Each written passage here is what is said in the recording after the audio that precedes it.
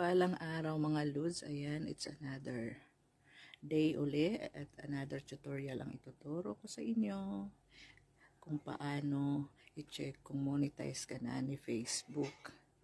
Ito po, open nyo po ang profile nyo sa Facebook and then i-press nyo yung tatlong dot sa taas. Ayan mga Lods, lalabas ang professional dashboard. Need natin i-click yan para makita natin ang mga susunod na procedure. Click natin professional dashboard. Labas ang monetization. I-press natin ang monetization. Next. Yan po para ma-check natin kung alin na ang na-monetize sa atin ni Facebook. Kung Star, Ads on Reel, ayan, Stream Ads. Monetize na tayo sa Star.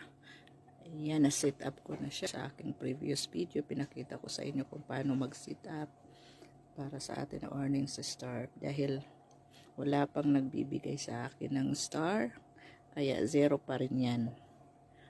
Hindi naman tayo makakapag-earn ng money sa Star kung walang magbibigay sa atin. Kaya minsan useless lang din. So, kailangan natin gumawa ng magagandang content para tayo mag-earn. Ayan po yung